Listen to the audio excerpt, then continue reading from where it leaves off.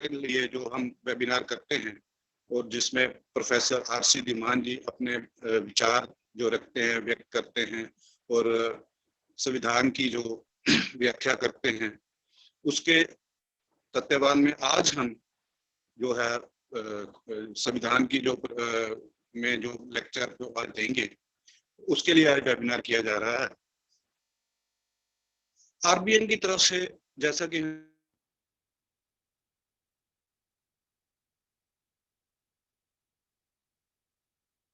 आवाज आनी बंद हो गई है।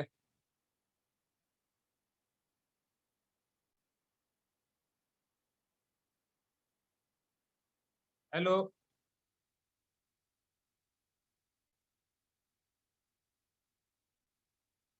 माननीय बादल साहब, हमारे आज के कार्यक्रम की अध्यक्षता कर रहे एडवोकेट साहब की आवाज नहीं आ रही है। चलो बाद में सुन लेंगे। अब सीधे आमंत्रण करिए। हेलो जी, हेलो जी जी। हाँ, तो जैसा कि हम जानते हैं कि हम हर सोमवार को जो है संविधान की व्याख्या करते हैं और प्रोफेसर आरसी धीमान जी जो है इसकी व्याख्या करते हैं। और हम ये जरूरी क्यों है, संविधान की व्याख्या हम अपने जो कार्यकर्ता हैं, जो हमारे सभी साथी हैं, वो क्यों हम करते हैं? क्योंकि संविधान ही एकमात्र हमारा ऐसा ग्रंथ है जिससे कि हमें अपने अधिकारों के बारे में पता है या पता लग सकता है।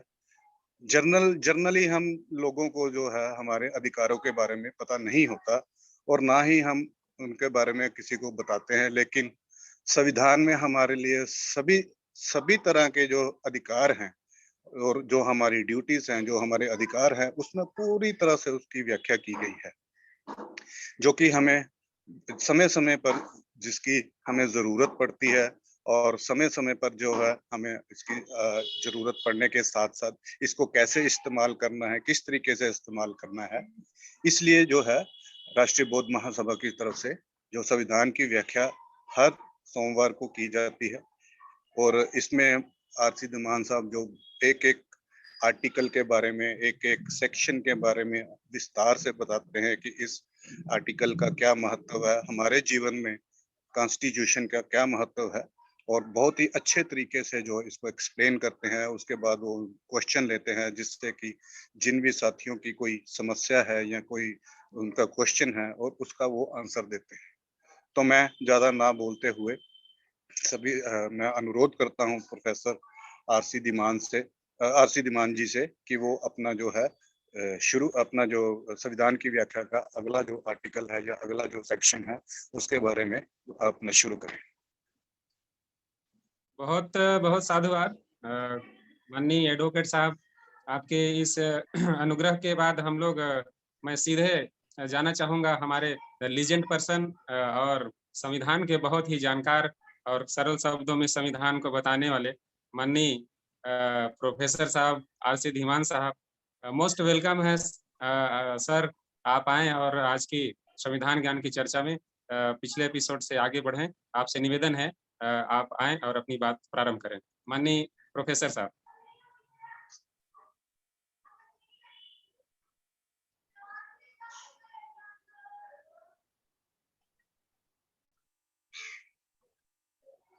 आवाज जारी है?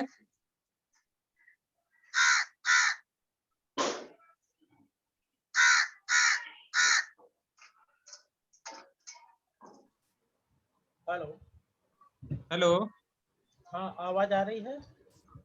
हाँ जी, स्लो आ रही है। एक काम करिए, हमारा जो मोबाइल है उसमें जो है म्यूट है, उसको अनम्यूट कर दीजिए।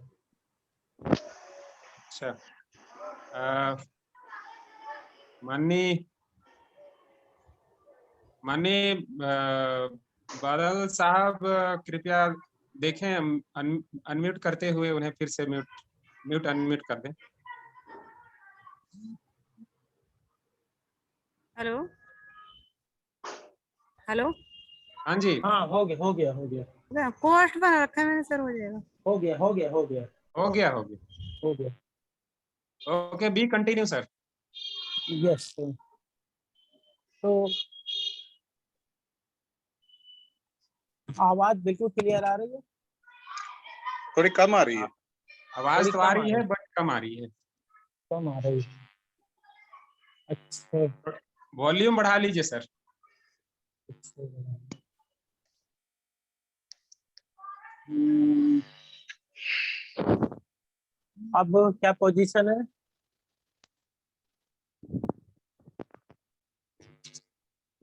पहले से ठीक कुछ है। सही है? जी जी। अच्छा तो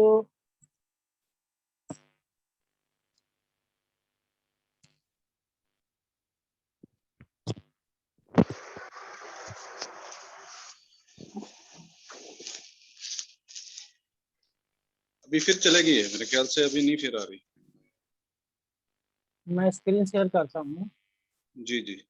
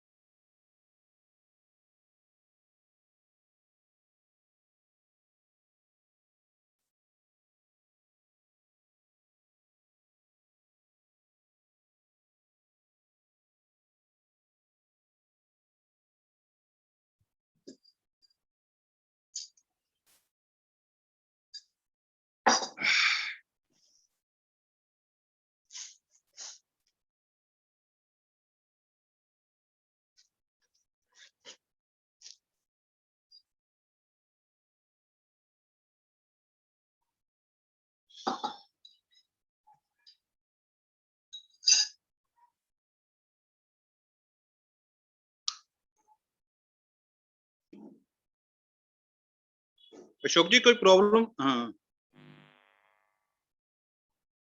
ठीक है अब।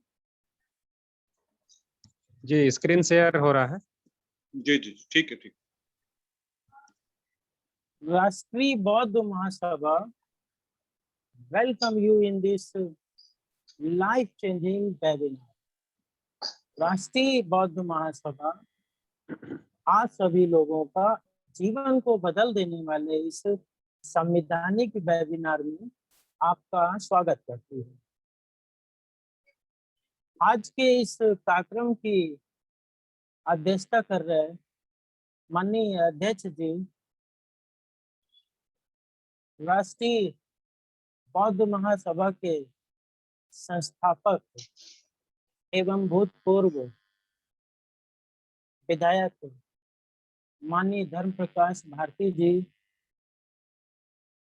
राष्ट्रीय बौद्ध महासभा के कार्यवाहक अध्यक्ष माननीय मास्टर बादल सिंह बौद्ध जी, प्रीतपाल सिंह एडवोकेट साहब और संचालन कर रहे हैं माननीय अशोक सोनवानी जी, राष्ट्रीय एवं प्रादेशिक स्तर के समस्त पदाधिकारीगण, कार्यकर्तागण, उपासक एवं उपासिकाओं एवं भारत देश के समस्त नागरिकों, जैसा कि ये डिक्लेरेशन है मेरा और ये डिक्लेरेशन मैं प्रस्तुत करता हूँ, निश्चित रूप से इसका अध्ययन जो है लोगों ने कर लिया होगा कि देश के समस्त नागरिकों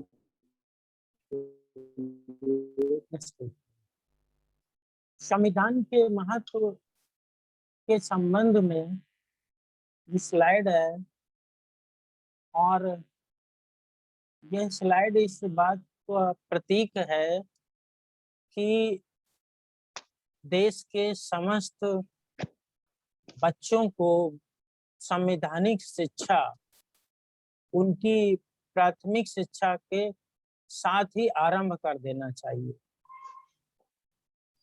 और संविधान की शिक्षा यानी संविधान के प्रावधानों की जानकारी अनिवार्य रूप से देश के समस्त नागरिकों को, देश के अंदर रह रहे समस्त व्यक्तियों को निःशुल्क शिक्षा के माध्यम से प्रदान की जानी चाहिए।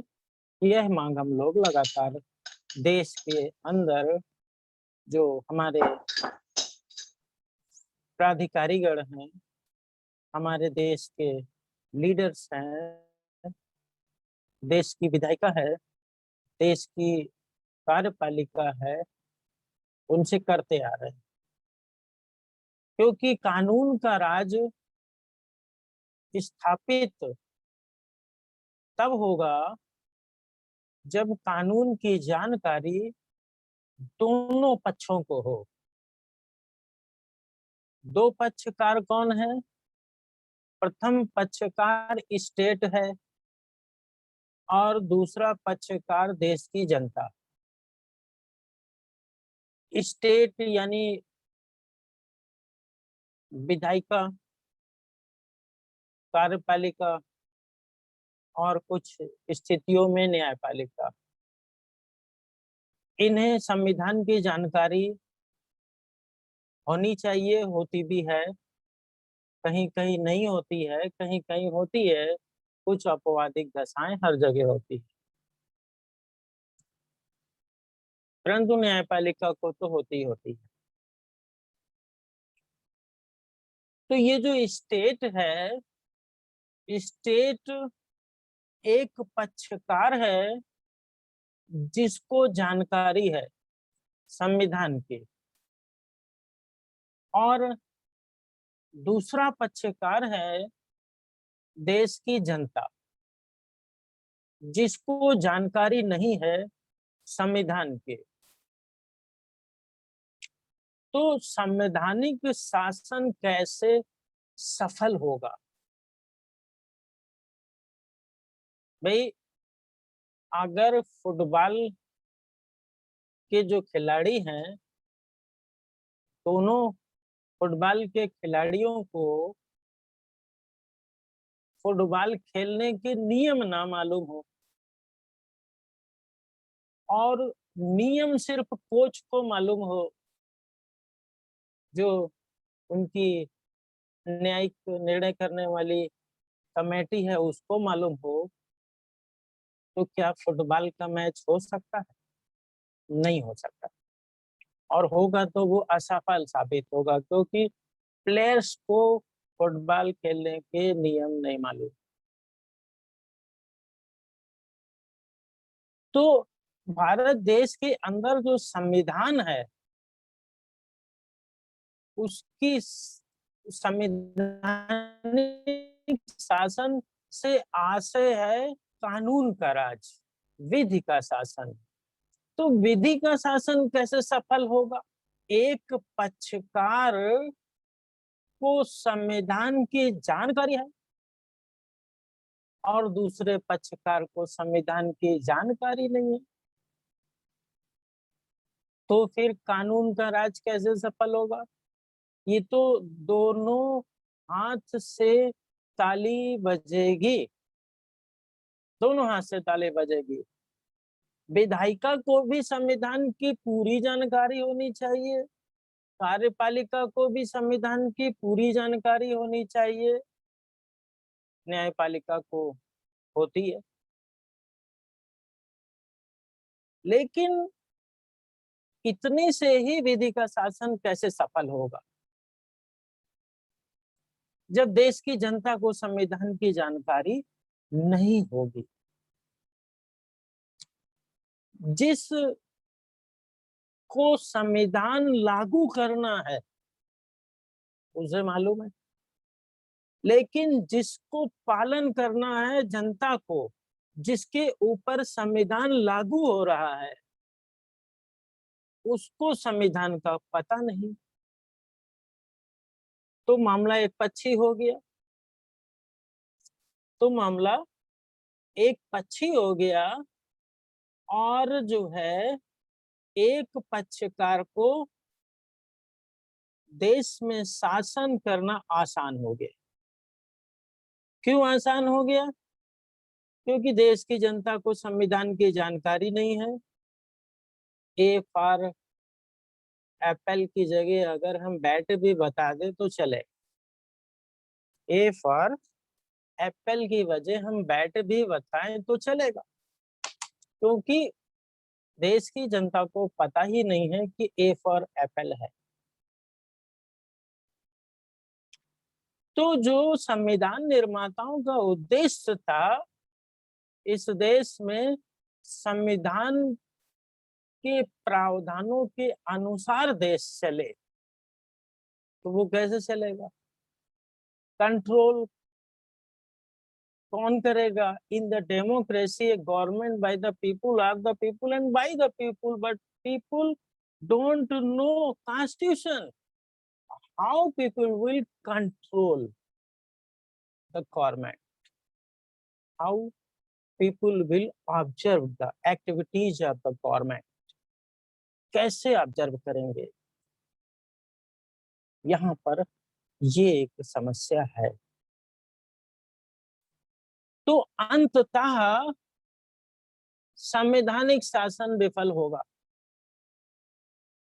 और जो इतने अथक प्रयास से संविधान निर्माता ने संविधान को बनाया और जो एक ऐसा भारत का निर्माण करना था जहाँ पे समता हो, स्वतंत्रता हो, बंधुता हो, आर्थिक समस्याएं न हो, राजनीतिक समस्याएं न हो, सभी मनुष्य के जीवन का महत्व हो, लाइफ हो, लिबर्टी हो, डिग्निटी हो, इक्वालिटी हो, वो पूरा नहीं हो सकता।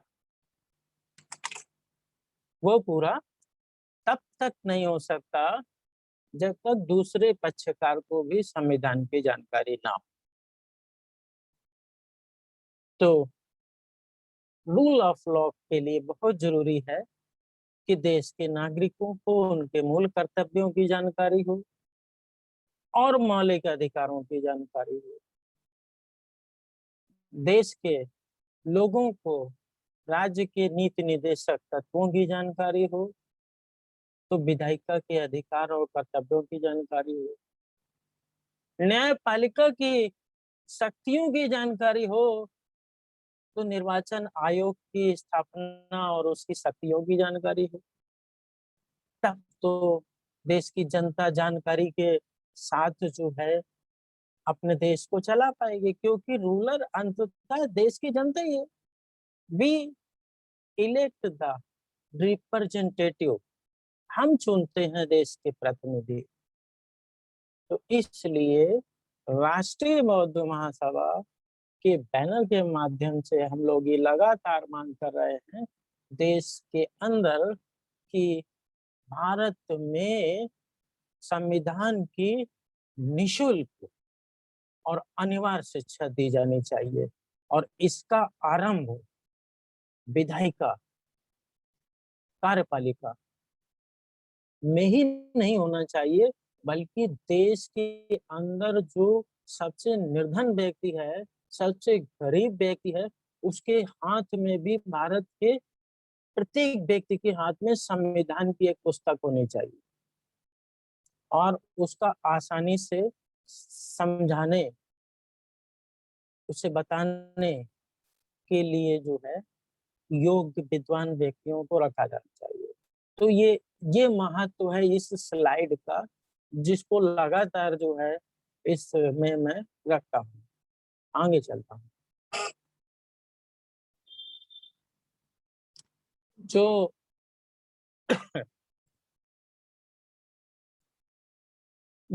ये जो आर्टिकल 39 है, उस पर हम लोग पिछले मंडे को चर्चा कर चुके हैं। अब आर्टिकल 39A पर हम लोग चर्चा करेंगे।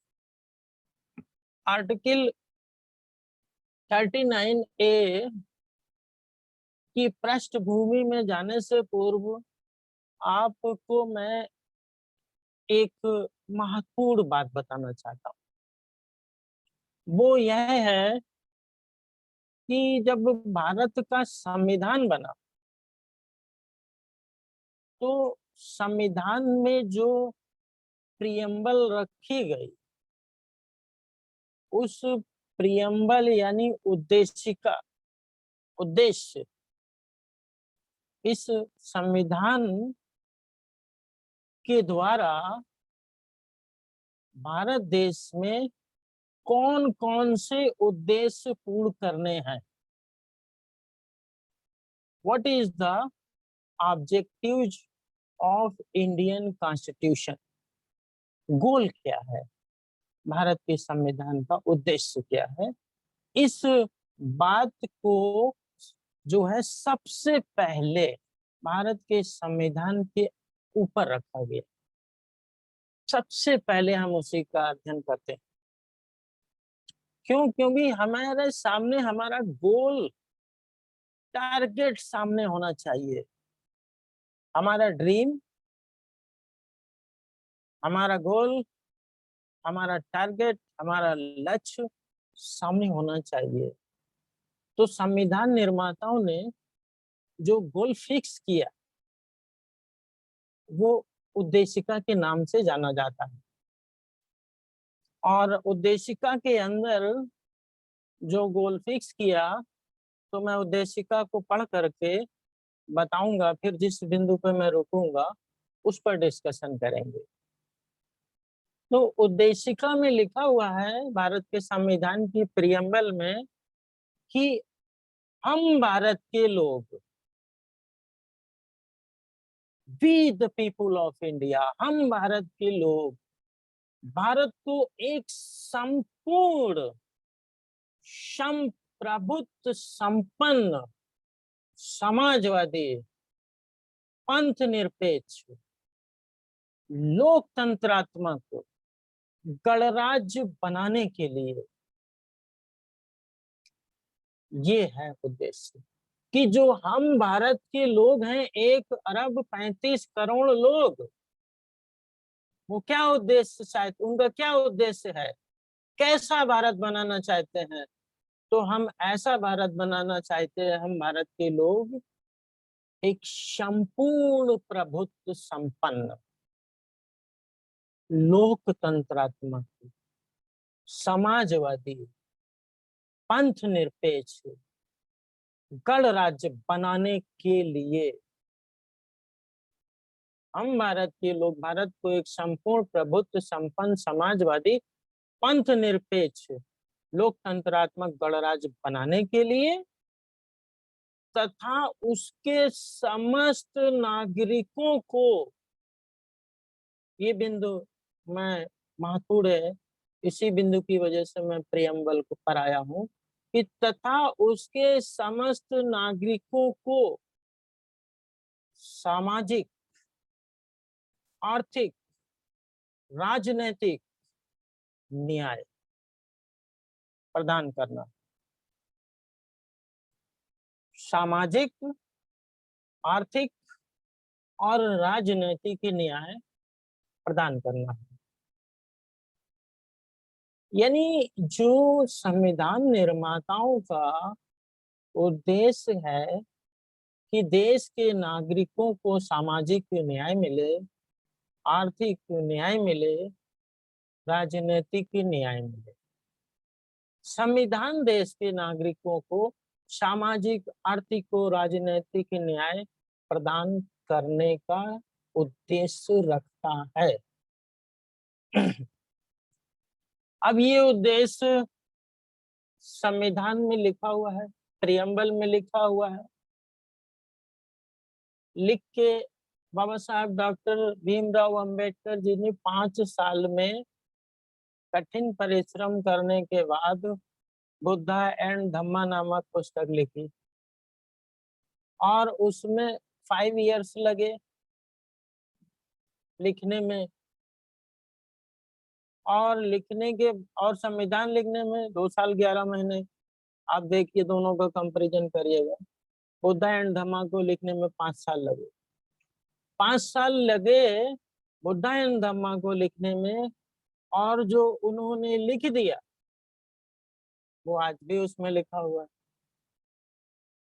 पढ़ने वाले उसे पढ़ेंगे नहीं, वो लिखा ही रहे। उसका यूज क्या है? जब तक देश के नागरिक, जब तक देश के समस्त नागरिकों के हाथ में एक बुद्धा एंड धम्मा नामक पुस्तक हाथ में ना हो, तब तक उस पुस्तक में जो लिखा है वो लिखा ही रहेगा। अब वो बुद्धा एंड धम्मा पुस्तक सरकार बांटेगी आपको? क्या सरकार बांटेगी? स्टेट की जिम्मेदारी है या नहीं है? एक वाकया है बुद्धा एंड धम्मा पर, लेकिन अभी मैं उस पर चर्चा नहीं करूंगा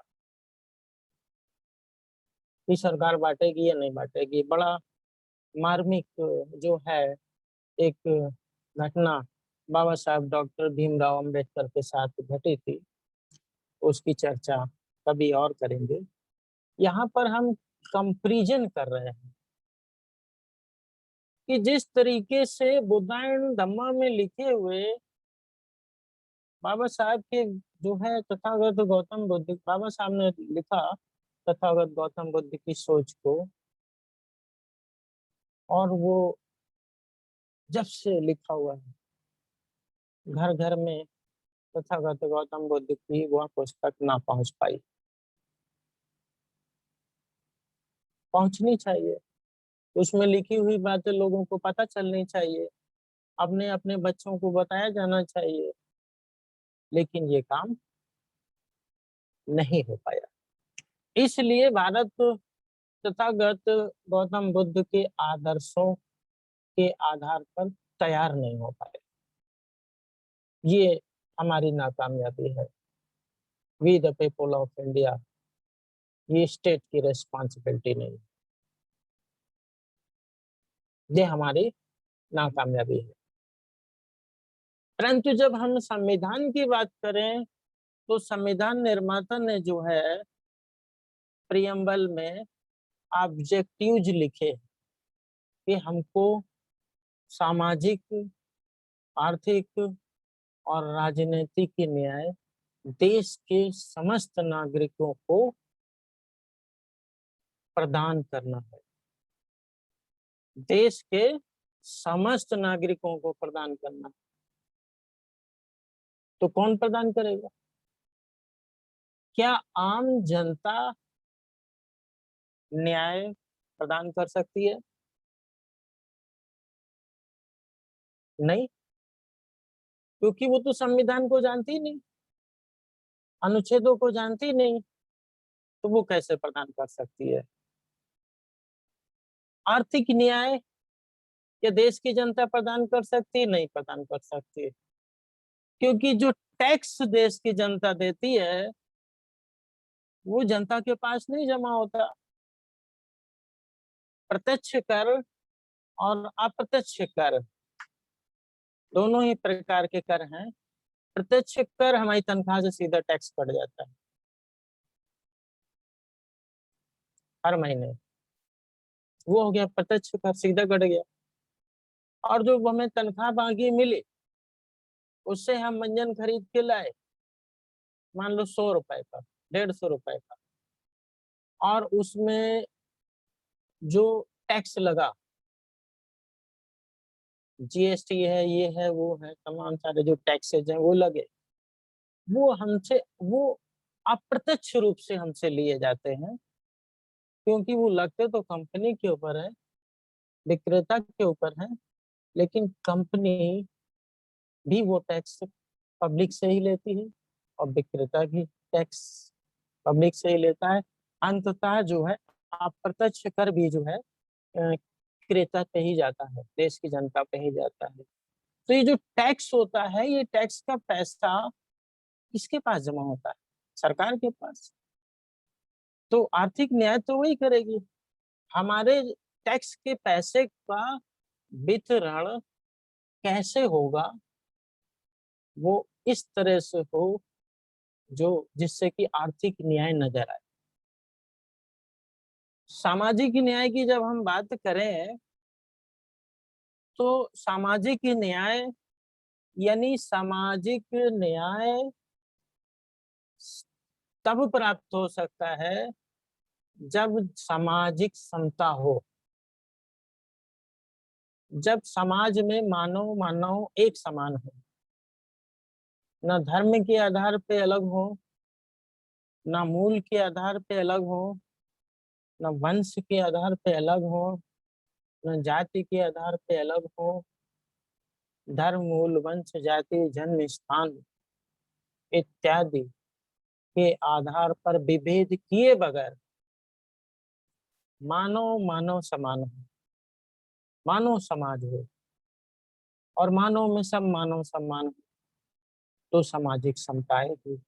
और जब सामाजिक समता आएगी तो समाज में जो सामाजिक अन्याय है, सामाजिक अन्याय का जो स्रोत है वह है जातियां। आप सड़क से निकले और पान की दुकान पे पहुंचे, किसी से परिचय हुआ, उसने पूछा आप अपना नाम बताएं, उसको बताया रमेश चंद्र धीमान।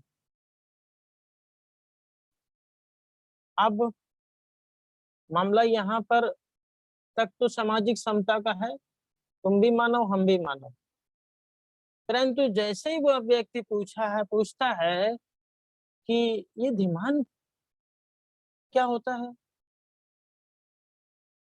वहीं पर जो है सामाजिक असमानता का बीज आरंभ होता है।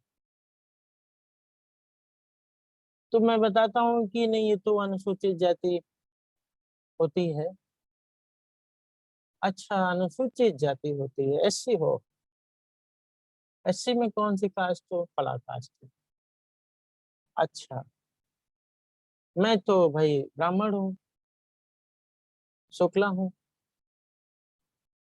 तो जो सामाजिक यहाँ पर क्या हुआ, पूरा मेंटल डिस्क्रिमिनेशन हो गया, मानसिक विभेद हो गया प्रोफेसर साहब की, कि उस व्यक्ति ने आपको बिना शारीरिक क्षति पहुंचाए मानसिक रूप से ये एहसास करा दिया कि आप हमसे नीच हो, वर्ण व्यवस्था के आधार पे। क्योंकि वर्ण व्यवस्था में ब्राह्मण क्षत्रिय वैश्य और शूद्र ये 4 कॉलम है और 4 कॉलम में आप नीचे वाले हो, ये उसने रिमाइंड कराया।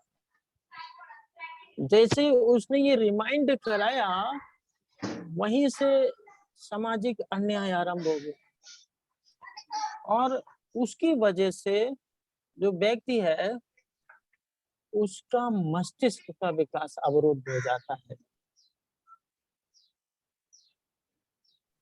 तो यहाँ पर जो है ये जो डिस्क्रिमिनेशन है वह सामाजिक अन्याय का कारण है। माननीय एडवोकेट साहब, संविधान आप क्या अपनी चाहता माइक बंद है? कर लें। सामाजिक आर्थिक राजनीतिक न्याय ये चाहता है, संविधान चाहता है सामाजिक न्याय, यानी कि जिसको मैंने अभी एक्सप्लेन किया। अब सामाजिक न्याय कौन देगा? हेलो, स्टेट जी आप के माइक ऊपर ये माइक म्यूट कर लें। दायित्व निर्धारित किया गया, एक नया आर्टिकल बनाया गया, भारत के संविधान में 42वां संशोधन किया गया, 42 अमेंडमेंट, और 42 अमेंडमेंट करके एक नया आर्टिकल रखा गया। वो ये रखा गया कि समान न्याय और निशुल्क विधिक सहायता, समान न्याय और निशुल्क विधिक सहायता।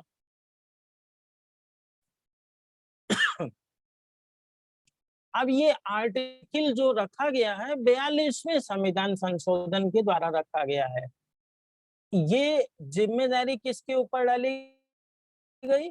स्टेट के ऊपर, कि स्टेट देश के सभी नागरिकों को न्याय समान रूप से उपलब्ध कराए। और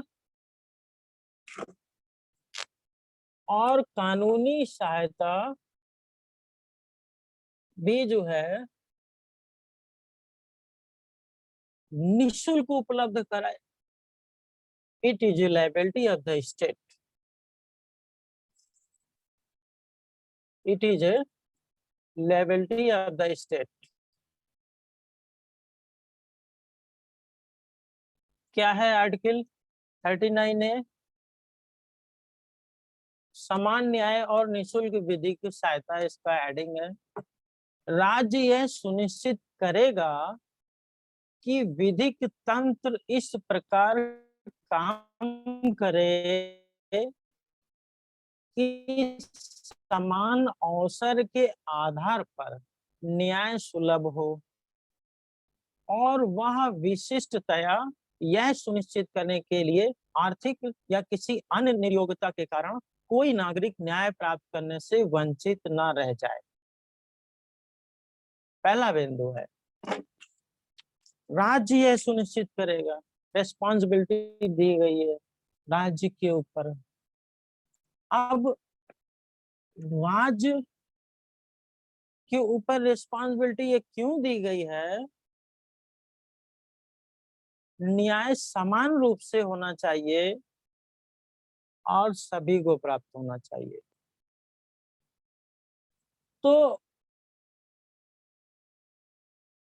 रूल ऑफ लॉ में जो भी व्यक्ति है, अमीर है गरीब है,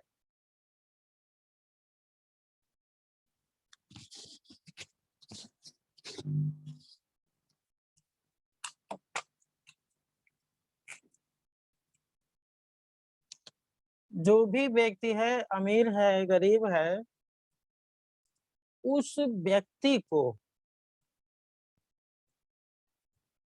सभी व्यक्तियों को समान रूप से न्याय सुलभ हो सके। कैसे सुलभ होगा? ये सुलभ होगा स्टेट के द्वारा। स्टेट की रिस्पॉन्सिबिलिटी है। अब स्टेट की यह रिस्पॉन्सिबिलिटी कैसे पूरी होगी? इसके लिए स्टेट ने एक स्ट्रक्चर बनाया हुआ है, उस पर मैं चर्चा करूंगा आप लोग से कि इस लक्ष्य को कैसे स्टेट पूरा करना चाहता है। अभी काम क्या करना है स्टेट को? वो ये कि समान अवसर सभी को मिले। यानी कि अगर देश के सबसे धनवान व्यक्ति के फंडामेंटल राइट्स का उल्लंघन होता है स्टेट के द्वारा, तो वह सुप्रीम कोर्ट ऑफ इंडिया में जा करके रिट फाइल करके अपने अधिकार ले सकते हैं, क्योंकि उनके पास अरबों खरबों रुपया है। महंगे से महंगे वकील वो करके अपने लिए न्याय प्राप्त कर सकते हैं। परंतु जब देश के सबसे गरीब आदमी, देश के सबसे निर्धन व्यक्ति के फंडामेंटल राइट का उल्लंघन होता है, तो वो न्याय कैसे प्राप्त करेगा? उसके पास तो 2 टाइम रोटी खाने के लिए भी जो है जुगाड़ नहीं। न्याय तो उसे भी चाहिए, क्योंकि संविधान निर्माता ये चाहते हैं कि उसे भी न्याय मिले। वो क्या खाता है, क्या पहनता है, कैसे सोता है, कैसे रहता है, उसकी शारीरिक स्थिति कैसी है, वो अलग विषय है। परंतु फंडामेंटल राइट का उल्लंघन उसका भी हुआ है, उसको भी न्याय मिलना चाहिए। कौन देगा? उसके पास तो पैसा भी नहीं है, उसके पास तो नॉलेज भी नहीं है।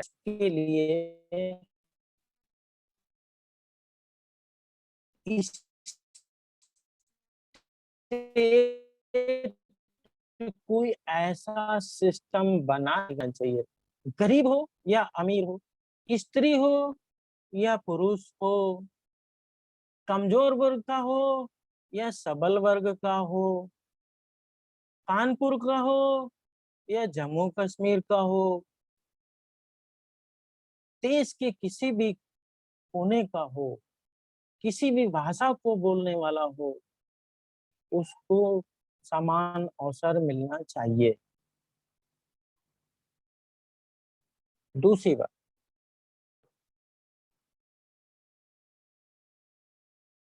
अब ये न्याय कैसे मिलेगा?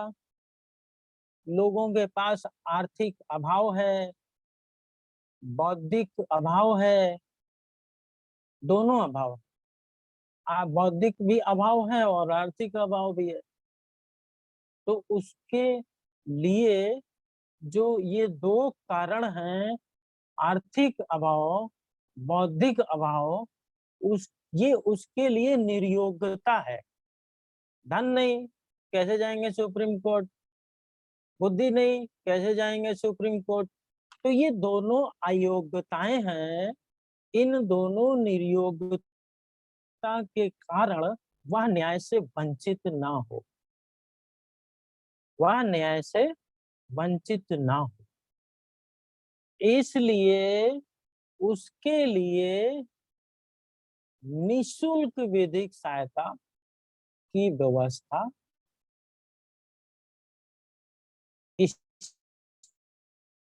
स्टेट सुनिश्चित करे।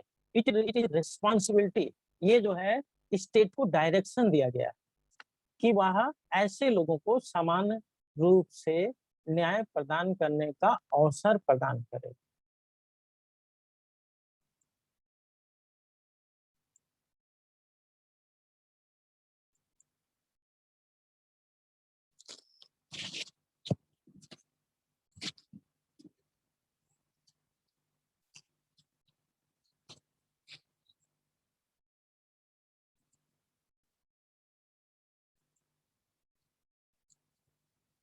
इस बात को यूं समझते हैं कि समस्या क्या है?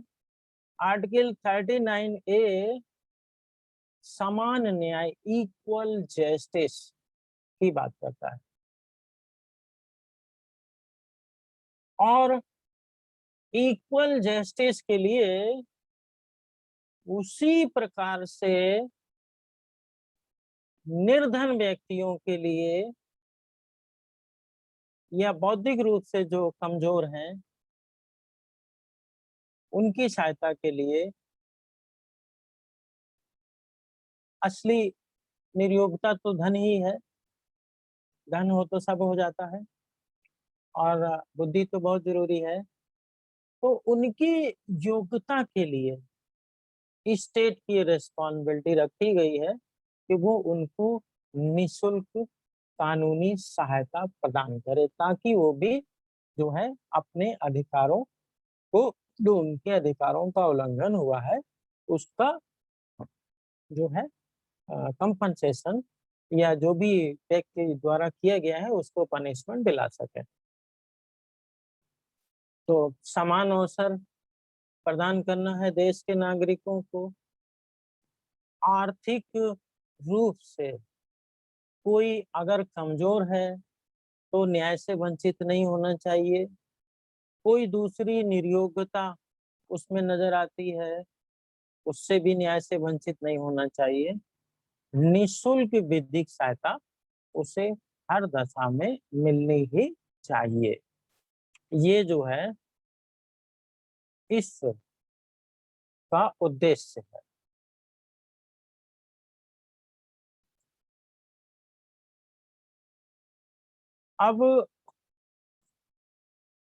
अब जो है गवर्नमेंट द्वारा क्या किया गया इस संबंध में, स्टेट के द्वारा क्या किया गया है, कौन कौन से उपाय निशुल्क सहायता के लिए किए गए हैं, उस संबंध में हम लोग जो है अगले मंडे को स्ट्रक्चर क्या खड़ा किया गया है किस तरीके से गवर्नमेंट जो है निःशुल्क सहायता प्रदान कर रही है, क्या पैटर्न है, क्या स्कीम है, उस पर जो है हम लोग नेक्स्ट मंडे को चर्चा करेंगे। ये एक छोटा सा आर्टिकल है, परंतु इसके लिए जो स्टेट ने जो प्लानिंग करी है उस पर काफी लंबी चर्चा होगी, तो उसको अभी हमने इंक्लूड नहीं किया है आज के लेक्चर में, क्योंकि अगर उसको हम इंक्लूड करते तो पूरा नहीं हो पाता, और जल्दबाजी में समझाने का मतलब है कि समझ में भी नहीं आना और वही फॉर्मेलिटी हो जाना। तो कार्य इस तरह से होना चाहिए कि उसके परिणाम भी निकले। तो यहीं पर मैं अपना लेक्चर आज यहीं पे समाप्त करता हूँ, और नेक्स्ट जो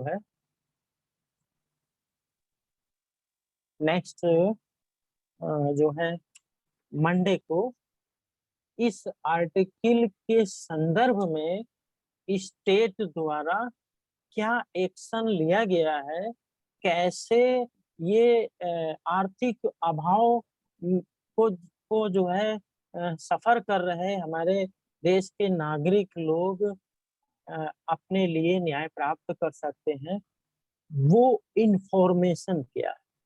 क्योंकि मैंने पहले बताया कि स्कीम चाहे जितनी अच्छी हो बना लो, बना करके अपनी किताब में लिख के रख लो, कानून चाहे जितना अच्छा हो बना लो, बना के उसको रख लो, जब तक देश की जनता तक उसकी जानकारी नहीं होती है वह उस लाभ को ले नहीं सकती। तो ये जो प्लेटफॉर्म है राष्ट्रीय बौद्ध महासभा, उसके माध्यम से हम लोग बहुत ही महत्वपूर्ण कार्य कर रहे हैं। देश के अंदर उन लोगों को जिनको संविधान की जानकारी नहीं है, दूसरी विधियों की जानकारी नहीं है, क्या स्कीमें हैं, कैसे जो है इसका लाभ लिया जा सकता है, इस बात की जानकारी नहीं है, उनको हम लोग जो है जानकारियां प्रदान करने का काम कर रहे हैं। नेक्स्ट मंडे को मैं विधिक सहायता निःशुल्क रूप से कैसे प्राप्त होगी, उसके लिए क्या स्ट्रक्चर है, उस पर चर्चा करेंगे। जय भीम, नमो बुद्धाय। बहुत बहुत साधुवाद और मोस्ट वेलकम। बहुत अच्छी आज की जो है वेबिनार, चूँकि आज 6:30 PM में स्टार्ट हुई थी और बहुत ही बेहतर ढंग से आज ठीक 1 घंटे होने जा रहे हैं, और हमारा आज का विधिक जानकारी माननीय प्रोफेसर साहब के द्वारा बहुत ही सरल शब्दों में बयां की गई। इसके लिए पूरे इस राष्ट्रीय बौद्ध महासंगठन की ओर से उनको हृदय से साधुवाद, मैत्रीपूर्ण जय भीम, नमो बुद्धाय। चलिए आगे आने वाले मंडे को पुनः विस्तार पूर्वक हम आपको सुनेंगे किस तरह से विधिक जानकारी निःशुल्क सहायता प्राप्त होगी। तो आशा करते हैं अधिक से अधिक साथी जुड़ेंगे। तो आइए आज के हमारे संविधान ज्ञान चर्चा की अध्यक्षता कर रहे माननीय एडवोकेट पंजाब से हमारे प्रतिपाल सिंह जी, मैं चाहूंगा आप अपना अध्यक्षीय प्रबोधन जुड़े हुए समस्त संगठन के साथियों को अपना संबोधित करेंगे। मोस्ट वेलकम आदरणीय advocate Pratipal Singh ji.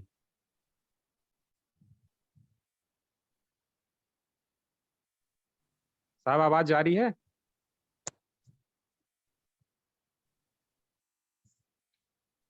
Yes, I am audible. आपको मैं सुन पा रहा हूँ जी। हमारे कार्यक्रम की अध्यक्षता कर रहे अध्यक्ष महोदय एडवोकेट प्रतिपाल सिंह जी। नेट प्रॉब्लम है, इसलिए संस्थापक जी को बुलवा दीजिए।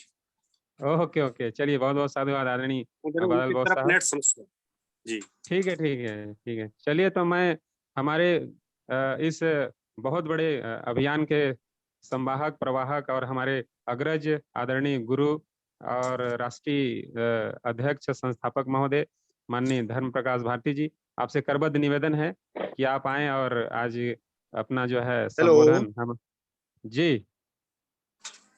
आवाज आ रही है? हाँ हाँ, आ रही है। एक बार फिर मोस्ट वेलकम। एक बार फिर तथागत गौतम बुद्ध जी को नमन करते हुए, सभी गुरुओं को नमन करते हुए आज के हमारे राष्ट्रीय अध्यक्ष धर्म प्रकाश भारती जी, आज का संचालन करते हुए अशोक सोनेवाल जी, कार्यकारी अध्यक्ष मास्टर बादल सिंह बोध जी, और आज को संविधान की व्याख्या करते हुए प्रोफेसर आरसी धीमान जी। जैसा कि हम जानते हैं कि प्रोफेसर साहब हर मंडे को संविधान की व्याख्या करते हैं और बहुत ही अच्छे तरीके से, अच्छे ढंग से जो अब इस व्याख्या को हम लोगों तक पहुंचा पाते हैं प्रोफेसर आरसी धीमान जी के माध्यम से। और आज जो उन्होंने कॉन्स्टिट्यूशन और संविधान के बारे में बताया है कि उसमें क्या क्या पावर्स केंद्र की हैं, क्या पावर्स स्टेट की है, भाई सभी की पावर्स को जो है कॉन्स्टिट्यूशन में डिफाइन किया गया है। इसी तरह से सुप्रीम कोर्ट की क्या पावर्स हैं, हाई कोर्ट की क्या पावर है, उसको बहुत ही अच्छे ढंग से बाबा साहब ने उसको डिफाइन किया है। इसके साथ ही उन्होंने बुद्धा और धम्मा के बारे में भी बताया कि हर एक पुस्तक तो बाबा साहब ने 5 साल की मेहनत के बलबूते लिख दी, लेकिन उसको पढ़ता कोई नहीं है। सबसे ज्यादा जरूरी हमारे आज के समय में सिर्फ 2 ही ग्रंथ हैं, एक हमारा कॉन्स्टिट्यूशन यानी कि हमारा संविधान, और दूसरा बुद्धा और उसका धम्म। ये हमारे कार्यकर्ताओं के लिए, हर एक व्यक्ति के लिए जरूरी है कि इन 2 ग्रंथों को हमें जरूरी तौर पर पढ़ना चाहिए, तभी हम अपना जीवन का सुधार कर सकते हैं, अपने जीवन के साथ बाकी साथियों के जीवन का सुधार सकते हैं, और उनके साथ साथ हम देश को तरक्की की राह पर ले जा सकते हैं और भारत को बुद्ध में बना सकते हैं। इसके साथ ही आज प्रोफेसर साहब ने आर्टिकल 39A के बारे में बताया। 39A में उन्होंने बताया कि हर एक नागरिक को न्याय पाने का अधिकार है, और इसकी व्यवस्था जो है राज्य सरकार को करनी होती है। जो भी नागरिक राज्य सरकार के अधीन आता है उसको जो है न्याय जो है वो राज्य सरकार की जो ड्यूटी है, दायित्व है, वो राज्य सरकार का दायित्व है कि उसको जो है न्याय दिलवाया जाए, चाहे वो अमीर है, चाहे वो गरीब है, चाहे वो कोई भी व्यक्ति है, चाहे वो किसी भी कास्ट से संबंधित है, लेकिन हर एक व्यक्ति को जो है न्याय पाने का अधिकार है। अगर व्यक्ति गरीब है और वो जो अपना व्यवस्था नहीं कर सकता, तो राज्य सरकार को जो है उसकी व्यवस्था करनी होती है कि जो ये व्यक्ति है जो न्याय लिए बिना ना रह सके। सो प्रोफेसर साहब, बाकी जैसा कि प्रोफेसर साहब ने बताया कि इसको किस तरीके से प्राप्त किया जा सकता है या सरकार इसको किस तरीके से प्रदान करती है, राज्य सरकार का क्या दायित्व है और किस तरीके से इसको जो प्रदान करती है, उसके लिए वो अगले जो मंडे है, जो अगले सोमवार को है, उसके बारे में डिटेल में बताएंगे। मैं अपनी तरफ से और आरबीएम की तरफ से प्रोफेसर आरसी धीमान जी का और सभी साथियों का जो जुड़े हैं सभी का धन्यवाद करता हूं। जय भीम, नमो बुद्धाय, जय संविधान। बहुत बहुत साधुवाद। आज के हमारे अध्यक्षता कर रहे माननीय एडवोकेट साहब, आपके बहुत ही अच्छे प्रबोधन हम साथियों को मिला और आशा है इसी तरह से आप लोगों का मार्गदर्शन मिलता रहेगा। तो आइए, समय को ख्याल रखते हुए माननीय संस्थापक महोदय जी को मैं चाहूंगा कि आप आएं और जुड़े हुए साथियों को संविधान ज्ञान चर्चा के अवसर पर हमें संबोधित करेंगे। आदरणीय अध्यक्ष महोदय। सभी संत गुरुओं को नमन करते हुए मैं आभार व्यक्त करना चाहता हूं माननीय आरसी धीमान साहब का, माननीय एडवोकेट प्रतिपाल साहब का, माननीय मास्टर बादल सिंह साहब का, माननीय इंजीनियर किशोर बौद्ध हमारे राष्ट्रीय आचार्य साहब का, और अपने संचालक छोटे भाई अशोक सोनवानी साहब का। जितने भी साथी जुड़े हैं पूरे देश भर से, मैं सबका बहुत बहुत आभार धन्यवाद करना चाहता हूं। और संविधान ज्ञान चर्चा, निश्चित रूप से मैं ये कह सकता हूं कि आरसी धीमान साहब जब बता रहे हैं तो बिल्कुल ऐसे लग रहा है कि पहली बार हम सुन रहे हैं ये सारी बातें, पहली बार हमें अपने जीवन में पता चल रहा है कि संविधान में वाकई कितनी शक्ति है, कितनी ताकत है प्रत्येक व्यक्ति के लिए, प्रत्येक नागरिक के लिए। तो ये काम अगर 50 वर्ष पहले शुरू हो गया होता, मेरा ऐसा मानना है कि 50 वर्ष पहले अगर ये काम शुरू हो गया होता, भारत के प्रत्येक नागरिक को संविधान का ज्ञान जानकारी दी गई होती, तो शायद आज हमारा देश दुनिया में सबसे बड़ा ताकतवर, मजबूत, सशक्त, अखंड भारत होता। खैर, अब हम ज्यादा से ज्यादा संविधान की चर्चा करें और हमारे दो ही ग्रंथ हैं। हमारा राष्ट्रीय ग्रंथ संविधान है, जिससे पूरा देश चलता है और प्रत्येक नागरिक उसके अधीन है। दूसरा हमारा अंतरराष्ट्रीय ग्रंथ है बुद्ध और उनका धम्म, जिससे पूरे संसार को शांति का, मानवता का, स्वतंत्रता का अधिकार मिलता है, बोध मिलता है। एक मनुष्य दूसरे मनुष्य के जीवन में काम आ सके, ये शिक्षा मिलती है। तो ये दोनों ग्रंथों का, अंतरराष्ट्रीय ग्रंथ बुद्ध और उनका धम्म, हमारा राष्ट्रीय ग्रंथ भारतीय संविधान, इसका हम जितना ज्यादा से ज्यादा प्रचार प्रसार करें, उतना ही हमारे देश और मानवता के हित में है। केवल मैं 1 मिनट में ये अपील करना चाहता हूँ, 26 मई को 2665वीं जन्म जयंती है महाकारुणिक तथागत गौतम बुद्ध की। और जैसा कि कल हमने आप सभी से निवेदन किया था कि आप सुबह दोपहर 12 बजे से 2 बजे तक सफेद वस्त्रों में स्वयं जुड़े, परिवार को जोड़ें, नाते रिश्तेदार मित्रों को जोड़ें, अपने दोस्तों को जोड़ें, यथासंभव ज्यादा से ज्यादा साथियों को आप उस 2 घंटे की धम्म संगति में जरूर उपस्थित करें। उसके माध्यम से राष्ट्रीय बौद्ध महासभा बुद्ध जयंती को विश्व शांति दिवस के रूप में मनाने का निर्णय लिया है। तो ये मेरी आप सभी से अपील है।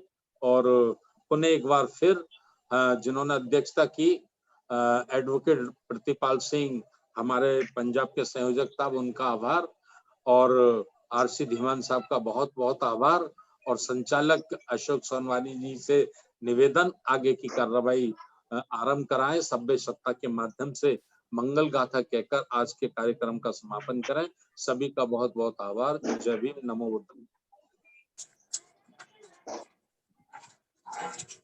बहुत आप सबका कीमती प्रभु मिला हम, और इसी मार्गदर्शक रहे। कार्यक्रम को समापन के लिए मंगल मैसेज था शुरू करें और कार्यक्रम का समापन करेंगे। आइए। सबे सत्ता सुखी होन्तु, सबे होन्तु सुखिनो, सबे भद्राणि पश्यन्तु मा कञ्चित् दुःखमागमः, सबे सत्ता सुखी होन्तु, सबे होन्तु सुखिनो, सबे भद्राणि पश्यन्तु मा किंचित् दुःखमागमः। साधु साधु साधु। बुद्धं नमामि, धम्मं नमामि, संघं नमामि। सबका मंगल, सबका मंगल, सभी का मंगल हो, सब मंगल भवतु, सब मंगल। नमो बुद्धाय। जय भीम। कार्यक्रम यहीं पे समाप्त की जाती है। सभी साथियों को पुनः